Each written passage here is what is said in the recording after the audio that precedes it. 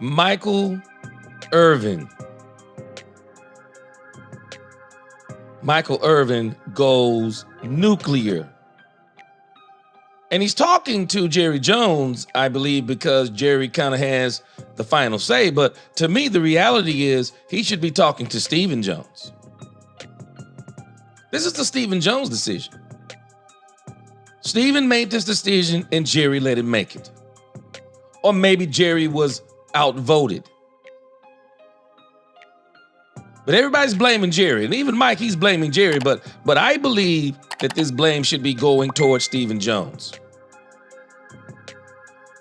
But regardless, Michael Irvin went off. And Michael Irvin in this video is saying some of the exact same things that I've been saying for weeks and the same thing I said about Brian Schottenheimer.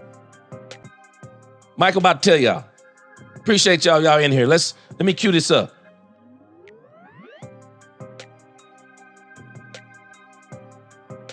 Appreciate Michael Irvin for coming out on this. And the way he did it is so classy. He's so classy the way he did it. But Jerry's a shrewd businessman. And this opportunity, I'm shocked he did not see. I was pushing for Deion Sanders to be the next head coach. And I still stand 10 toes down on that push.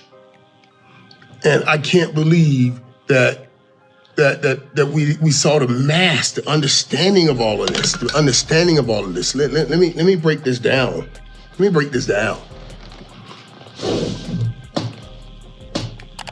We have 2 NFC East teams in the NFC Championship game being played tomorrow. 2 NFC East teams in the NFC Championship game being played tomorrow. Our eyes on them. The Philadelphia Eagles and the Washington Commanders. Our enemies on all fronts. And they're holding a position that we haven't held in 30 fucking years. The longest drought by any NFC East team, any NFC team, period. 30 years.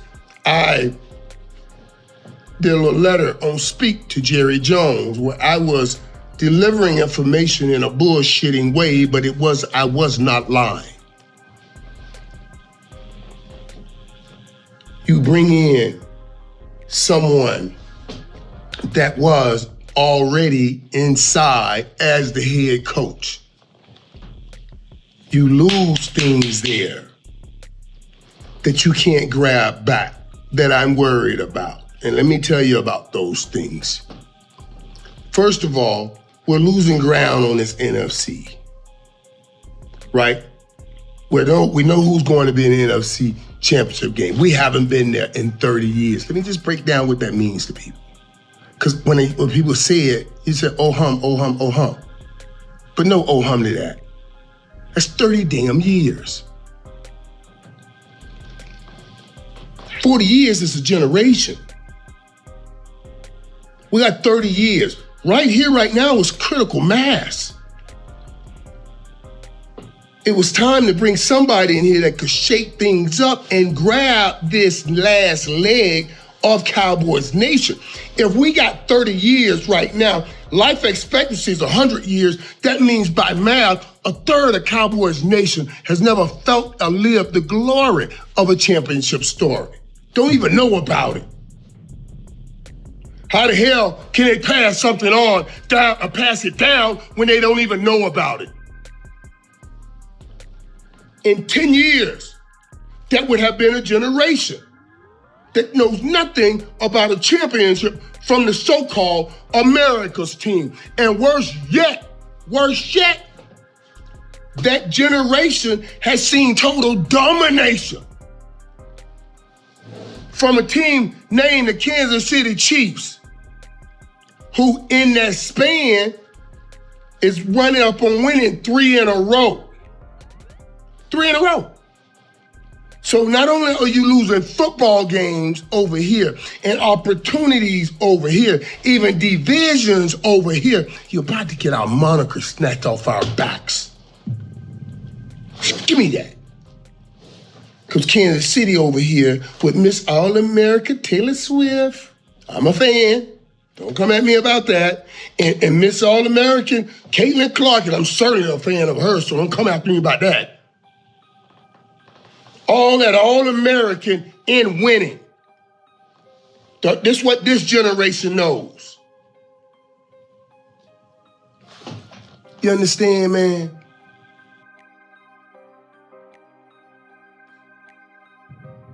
Now I'm gonna call Jerry Jones to the carpet. Jerry Jones said, if I knew that I could do something, and I'm paraphrasing, if I knew that there was something I could do that could guarantee me a championship, there's no limits to the check I would write. I got news for you. You're gonna have to write that check one day. Or if not, you're gonna continue to do the same thing you're doing. Because Deion was that check.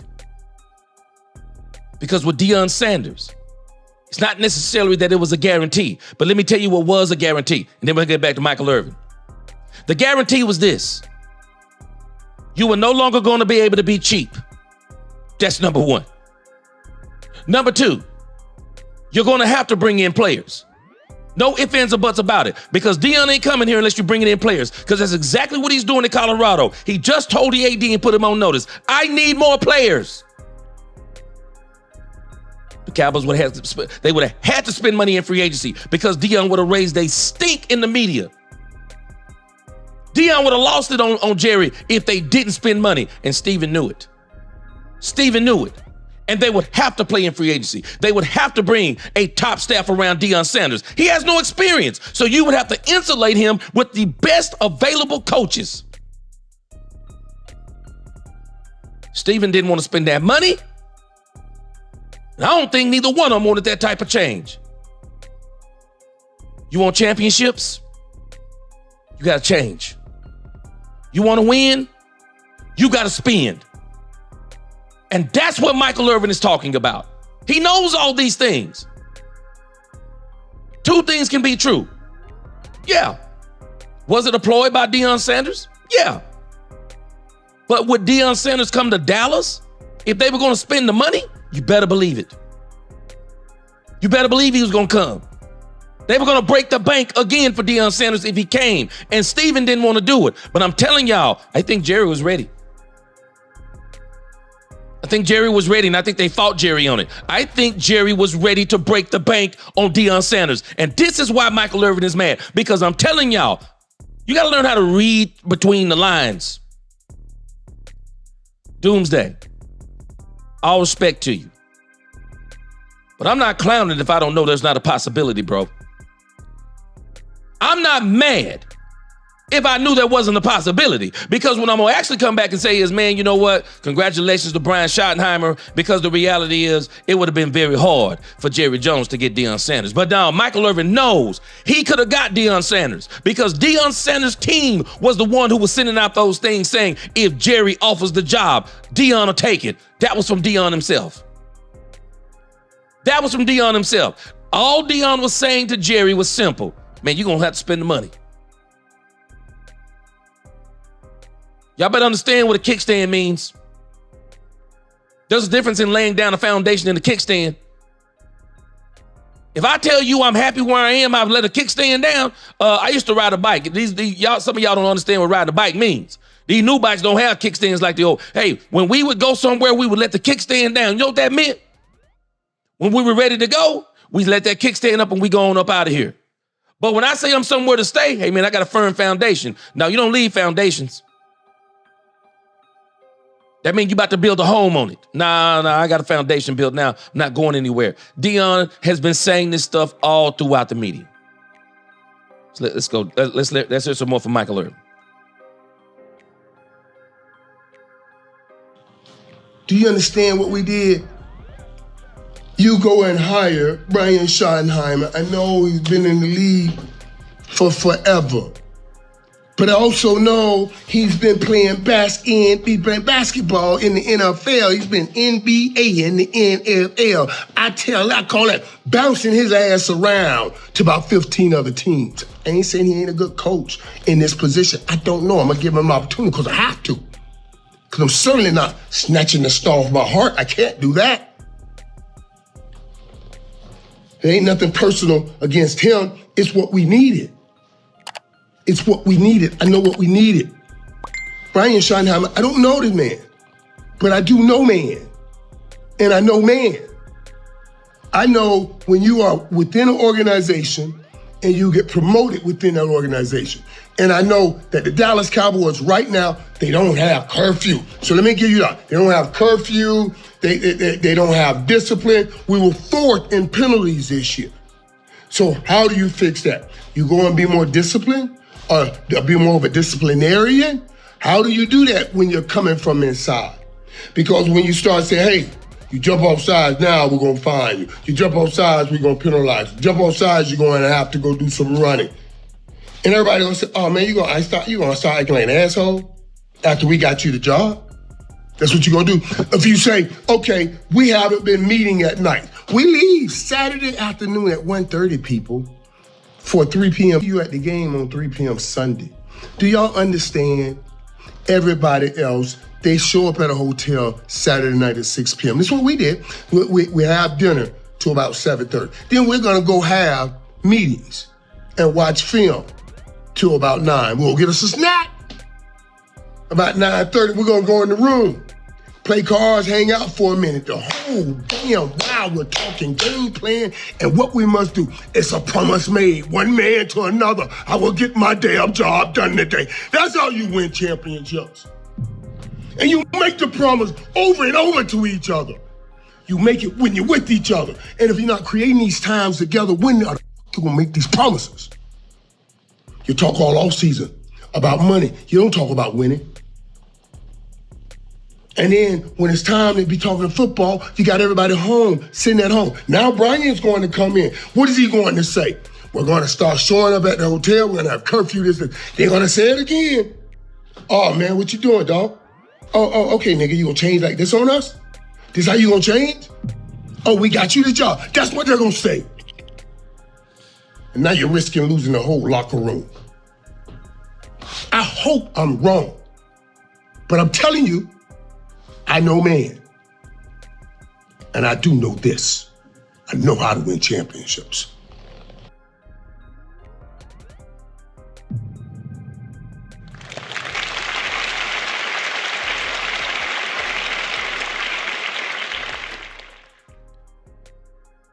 Y'all keep listening to me on this channel, and you're going to start calling me a prophet. I said a few weeks ago, used to work for a guy. He told me one time, he said, George, I was just getting into management. He said, it's easier to come in as a butthole than it is to come in being Mr. Nice Guy. Because he was talking about me. Because I was Mr. Nice Guy. He said, because when you get promoted from within, and you Mr. Nice Guy, and you've been buddy with him the whole time. You've been playing with him. You've been joking with him. You've been doing all these things for him. They comfortable with you. You've been cutting up with them. They're comfortable with you. They like you. And then you get promoted, George. And then you start turning around and all of a sudden you saying, nah, we staying late tonight because the store got to be clean. You start walking through the department and you saying, no, those things over there are not straight. Where they once looked at you and said, yeah, man, you my dog. Now they looking at you talking about, man, dog, you tripping. You didn't used to do this. Why didn't you used to be the manager? You didn't used to say this. You didn't used to act like this. Why didn't you used to be the manager? But when you get promoted from within, being Mr. Nice Guy, they don't actually see you as the guy who is now the manager. They still see you as Mr. Nice Guy. And now you really finna give them you finna really do some things for them. Now you're gonna let them be late. Now you're gonna let them slack off on the job. Now you're gonna let them sleep on the job. Now you're gonna let them do all kinds of things. Show up late. Not gonna write them up. Why? They'll make a violation, you write them up. Oh, you tripping, dog. Do you know what they do? They turn on you. And they start trying to get your butt up out of there. They start complaining on you. They start going to HR on you. They make up stuff on you. Why? Oh, no, man, he tripping. He tripping. He done changed on us. No, you don't get to do that. You don't get to do that when you been one of the boys. But when you come in as a butthole, when you come in on the first day and you say, hey, hold on a second. Hold on. We about to raise the standards around here. If you don't want to raise the standards around here, go clock out now and find you another job. Watch the look on people's face.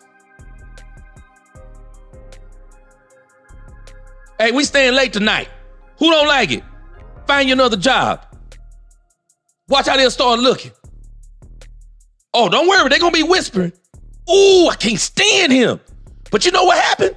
Strange what happens. Boy, they do that job and they do it well. They do it well, man. Walk behind. Hey. You said this department was clean. I see paper on the floor. It's just one piece of paper. Pick it up. Now let's rewalk the whole department again. How much you bet that when you do those things and you come in as a butthole, how much you bet the standards raise? Because they know they can't do stuff that they used to do with me. I'm their buddy. But when the new guy come to town and he start bearing down on them, they don't get to say he tripping. No, they get to say, no, he's setting a standard. And I take it or leave it. I'm either in or I'm out. It's hard. It's hard. And we're going to see. I've been saying this. I have not knocked. Anybody knows. If anybody's been advocating for Brian Schottenheimer, I've been saying, hold on, let's wait and see. But let's deal with logic. It's hard.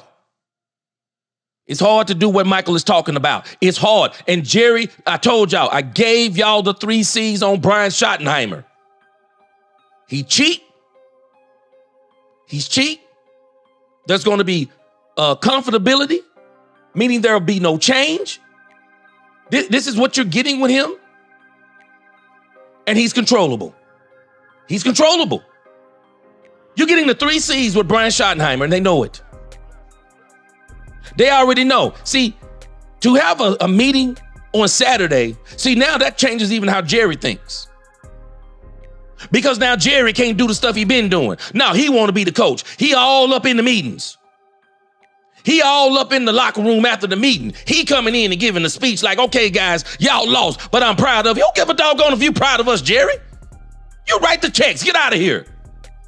I don't care if you're proud of us. You write the checks, dog. Stay upstairs. The coach is supposed to set the standard in the locker room. He sets that standard. And I'm telling you, Michael is saying something. It is going to be hard. It's hard for Brian Schottenheimer to come in and make the kind of changes that I even believe this team needs. Because I'm telling you, if you want the kind of coach that Michael Irvin is talking about, Mike McCarthy's not your man. He's not. He's not your man. And it's going to be yet to be seen. And I don't think Brian Schottenheimer is going to be the man that Michael Irvin is talking about. But I've heard that he can build cultures, he can build teams and all these different. We're about to see. We're about to see. But I'm telling y'all, a lot of y'all who are against Deion Sanders, you don't understand that I've been saying this. You won't change? Deion would have changed everything, and he'd have changed everything in this franchise. Everything. And I don't think they wanted it.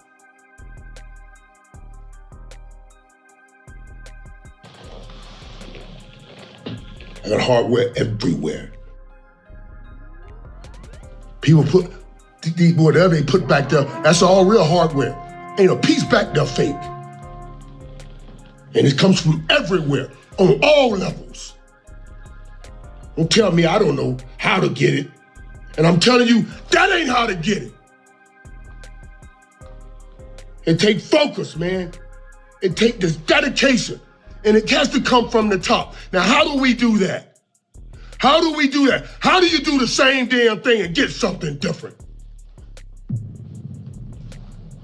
Damn.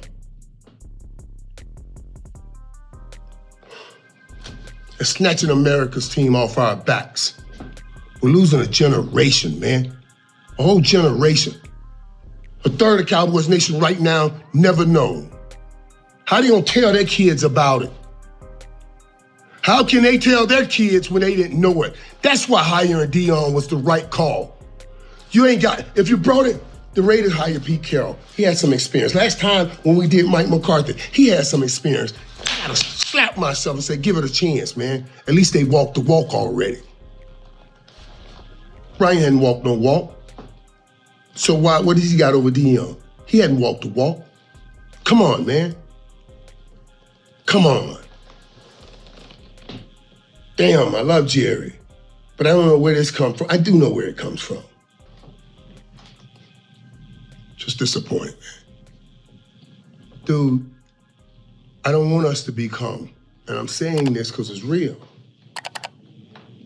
You can mess around like Sears and miss out on becoming Amazon. That's what Sears did. Sears Robot, all they had to do was put their shit in the computer. No, they wanted to hang on to them damn books and passing it out. Old-fashioned things, and they went out. We are in a new age, Sears. New time, everybody's working on these damn computers. I gotta learn it, you should have learned it. Blockbuster did the same damn thing. These were empires that we thought would not fall, and they failed because they got stuck in yesterday and would step into tomorrow. Social media is tomorrow. Dion is running social media too. These generations, this next generation that has never felt the glory of that championship story, we could at least snatch them up on social media. Because that's part of the new thing. Get with it or get gone.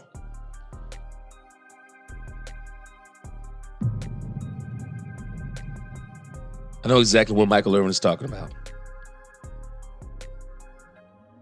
I worked at Blockbuster Video. Used to actually be a store manager for Blockbuster Video, managed multiple stores. I went on to Best Buy and became one of their sales managers, one of the top sales managers in the company. It's not bragging, I'm telling the truth. And I can remember when Netflix first came onto the scene. I was at Blockbuster. Blockbuster was running the video game. Blockbuster was actually America's video store. I'm making an analogy between them and the Cowboys. Blockbuster Video was the premier video store. Now, they had some competition in areas in certain parts of the country. Sometimes there was maybe a local mom and pop shop. We had some in the stores at the store locations where I managed. There was always be a couple of places, you know, they would do pretty good. But Blockbuster was the de facto standard. Tuesdays was the release dates, where all of these other little stores would have 15 DVDs. We were the first one that really started embracing DVDs and things of that nature. So they would have 10 DVDs. They go there because they don't want the crowd of Blockbuster Video. But when we would get the new releases, we'd have a whole wall full of them. We'd have all the latest video games, all the latest movies. We had all the latest everything at Blockbuster Video. But there was an opportunity. A new startup by the name of Netflix came into existence. And Netflix gave Blockbuster Video the opportunity to buy Netflix, mail order videos. And everyone's like, oh man, that ain't never gonna work. That ain't never gonna work. All video streaming, all this stuff, none of it's gonna work. And we didn't buy it. And it's the very thing that put Blockbuster out of business. You can't keep resting on your laurels. I remember when I went to Best Buy, I crossed over to Best Buy. And we started doing the test phase of all the Netflix stuff. We were the test phase of it. They let all the employees, we were the test phase of all of that stuff with Netflix. Before they released it to the at large, they let us be the test dummies. And all of us in the company, I mean, all of us, we kind of knew. We were like, this is about to be it. This is about to change the way everything is done. And Netflix buried Blockbuster Video. Buried us. It buried Blockbuster Video. It did. Because Blockbuster rested on its laurels. I wound up going back to Blockbuster Video in my last phase. I kind of went through a couple of different retail management jobs. And then I kind of came back to Blockbuster Video before I finally went on to a whole new career. Changed my whole life. Thank the Lord for that. But when I came back to Blockbuster Video, it was a graveyard. We went from being America's video store to America's joke. And this makes me think we're thinking getting gone. Come on, man. Jerry, this shit was more than just about football games. This was about the history of our game, of our name in this game. And this was not the decision we needed. Now, I don't know this man, and I say this again. And I hope to pray, and to God Almighty, I hope and pray that I'm dead ass wrong. But I doubt it. I hope and pray somebody show up in that locker room and hear this and say, we will show this nigga he dead ass wrong, but I doubt it.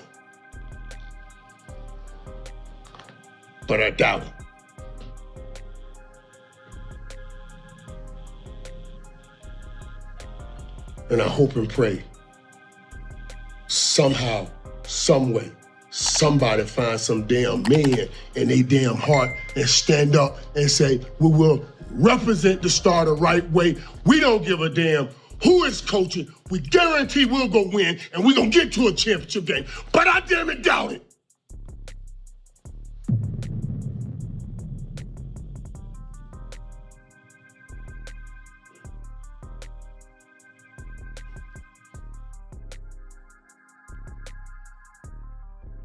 Mike just said something right there. Mike could have dropped the mic right there. That's a mic drop moment. Y'all might not realize something, but what Michael Irvin is explaining is a conundrum in a sense. I also have said that I believe the Cowboys are going to have to win in spite of Jerry, because you can't change who's at the top. So you're going to have to win in spite of Jerry Jones. But this is a conundrum. How do you have the dog in you? Even if it's in you. How do you have the dog in you when your coach is not a dog? Because the team takes on the personification of the coach. And if the coach is not a dog, then now you're asking players to elevate above the coach, elevate above the GM, elevate above the situation. And while you may have one or two players that can do that, how do you get a team to do that? It's now or never. And this is what he's saying. Let you hear the last couple of minutes.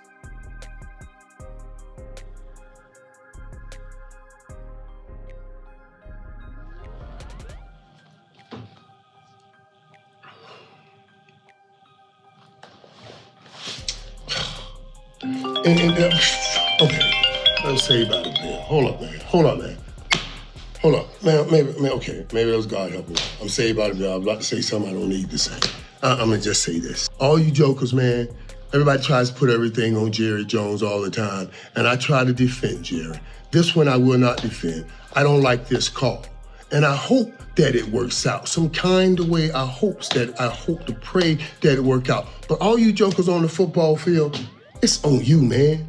I don't give a damn who it is, man. It's on you. Everything we put all our hearts into building what that franchise is, and holding it up to what it is, that franchise is, it's your fucking turn. Man, do something, man. Stand up and show that you are a man. Stop just being part of all of it. It's been a damn generation. I know you ain't been there the whole fucking generation, but you're there now. It's your turn. What are you doing with it? Stop taking, and just fucking take it, and try giving. Give something back. All that said, Brian, congratulations, man. This ain't got nothing to do with you. You're just being a man. You're taking a job. You're taking an opportunity. No one can be mad at you for taking that opportunity. And I'm gonna wish you the best of luck, because I have no choice. You know, me and the Cowboys Nation family, we have no choice. We got to follow. And I don't want to hear none of that dumb shit. Come on, oh my God, I ain't following the Cowboys. I don't want to hear that. Let's not go that far. Let's wait a minute. Now, these jokers go 1-13 next year, we can start talking like that. I'm talking about start now. I know it's 17 games. Oh my God, man.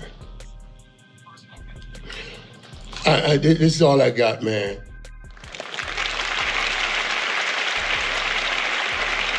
Appreciate Michael Irvin for that. I appreciate y'all for rocking with me tonight, man. It's like 683 of y'all in here. Please, if you haven't already, please hit that like button. Hit that like button, subscribe, hit that notification bell. Become a member of the channel if you haven't already become a member of the channel. Man, we got a lot of great things. I'm telling y'all, we got a lot of great things going on in the back. And I keep saying we, it's me. I mean, it's really me. But my family, I feel like they support me, you know, spiritually and mentally. But hey, if y'all have not, please like this channel, subscribe, hit that notification bell, man, so y'all can continue to help me grow this channel. Like I said, man, we're going to do a lot of great things on this channel. And we are going to be a positive. We are definitely going to be a positive part of the Dallas Cowboy fan base.